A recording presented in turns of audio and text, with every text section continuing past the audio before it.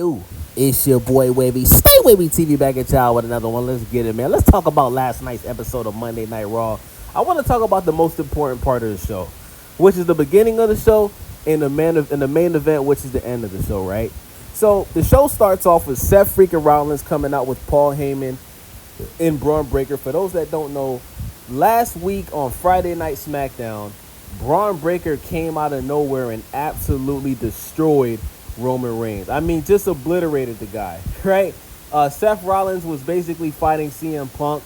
Roman Reigns came out, speared Seth Rollins, did the super punch on Paul Heyman, got his revenge from what happened to him at WrestleMania, because we all know that Paul Heyman turned his back on Roman Reigns. He also turned his back on CM Punk. And now he's basically Seth freaking Rollins' right-hand man, which is still very weird to me. But I like it, right? I think Seth Rollins deserves this. I think he deserves this push. I think that Seth Rollins, in my opinion, he's a star, right? Still, like, he may be almost 40 years old. But let's be honest, for 37 years old, Seth Rollins still looks good. No diddy. When I say looks good, I mean he still looks youthful. He doesn't look old. Definitely doesn't look as old as CM Punk and Roman Reigns. He definitely looks younger. I would say Seth Rollins still looks like he's in his early 30s, late 20s, right?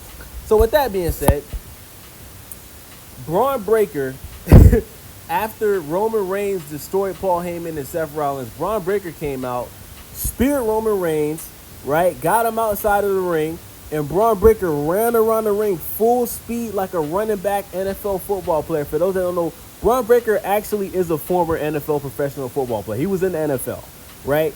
Bron Breakker is a freak of nature. This guy is just a beast, right? So he comes out the ring, runs around the ring full speed, and just spears Roman Reigns in half, bro. It was just, I ain't gonna lie, it almost made me throw up seeing that shit, bro. You understand what? Can you imagine a guy of Bron Breakker's like size, right? Pause. Running at you full speed around the ring and just spearing you like that, bruh.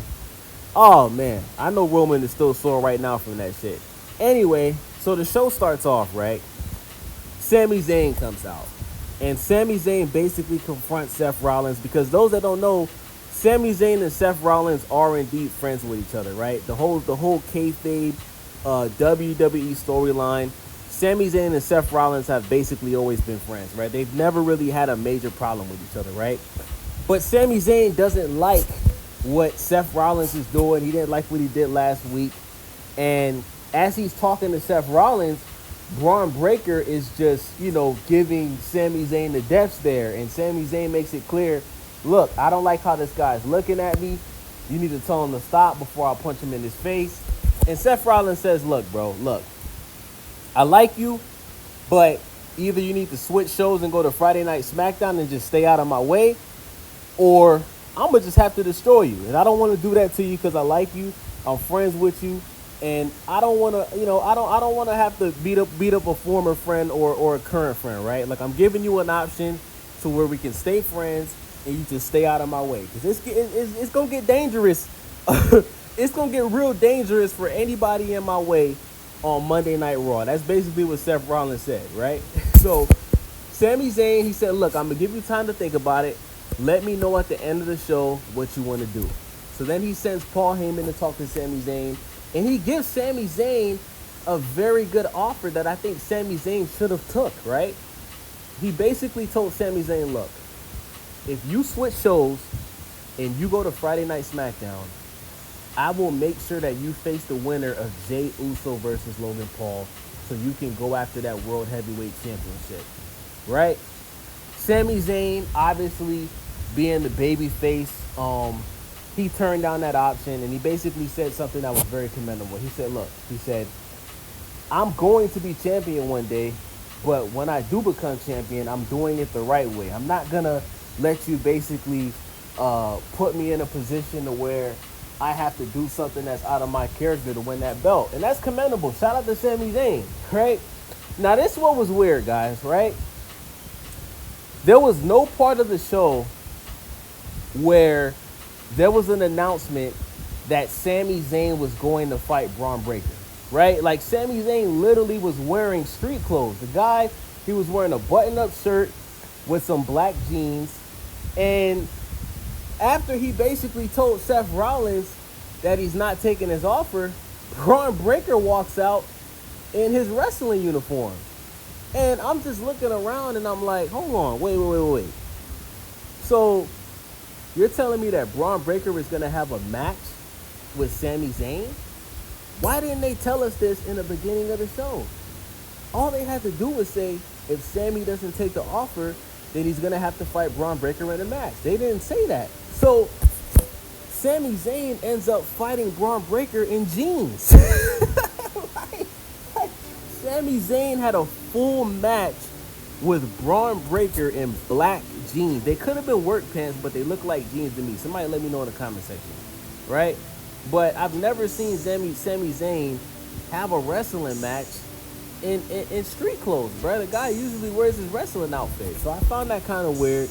Long story short, Sami Zayn just got completely obliterated by Bron Breakker, and before the match was over, before shit got really bad for Sami, you know, Seth Rollins asked him again, look, we don't have to do this to you. It doesn't have to go this way. Take the offer. We can end the match. The match won't have to, you know, we don't have to get ugly. Just take the offer and go to SmackDown and fight the winner of Jey Uso versus Logan Paul. Sami Zayn, of course, didn't take the offer. And Bron Breakker just destroyed the guy, bro. You know, took him outside the ring, speared him like 3 times in a row outside of the ring. You understand what I'm saying? And the match, there was no winner of the match because the ref just called off the fight because Sami Zayn couldn't even move. Like, he couldn't get up, couldn't move. You know, his ribs possibly got bruised up last night, right? You understand what I'm saying? Like, we might not see Sami Zayn for about 2 weeks, right? And that was pretty much the end of the episode, man. But I want to speak on Bron Breakker to basically finish up this video, right? I want to talk to y'all about Bron Breakker. So it's clear as day that Bron Breakker is in the process of being pushed in the very near future to win a big title, right?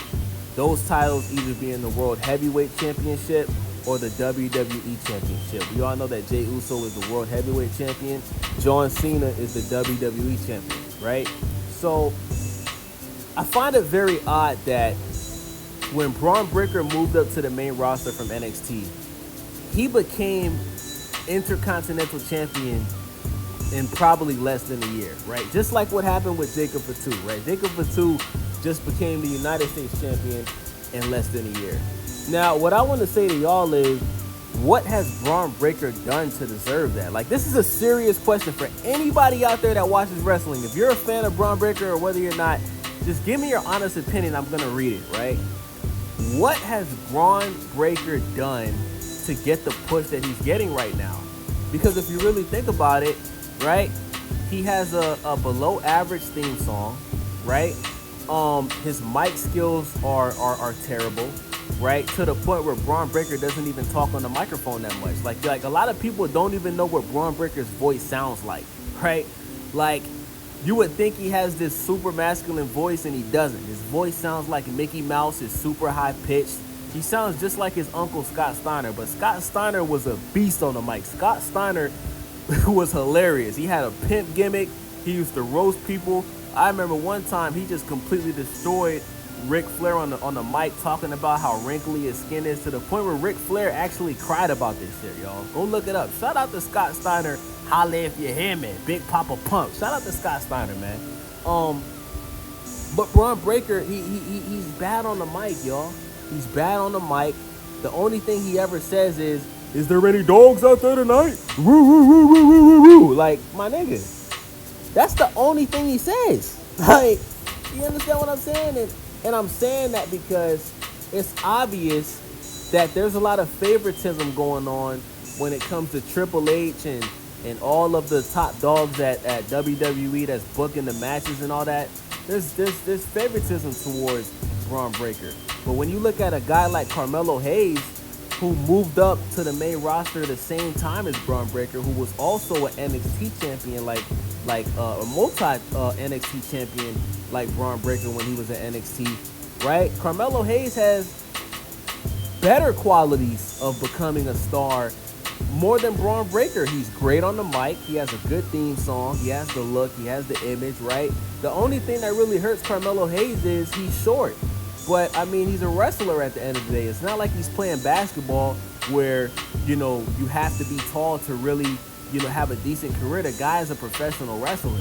Like, he may be 5'8" or 9" or maybe 5'7", but the guy's in shape. He's athletic, right? He's charismatic. His character is cool, and he knows how to talk on the mic, and he entertains the fans, right? What is the difference between Carmelo Hayes and Braun Breaker? Carmelo Hayes doesn't get pushed positively, right? For a majority of 2024, I would say Carmelo Hayes lost 90% of his matches.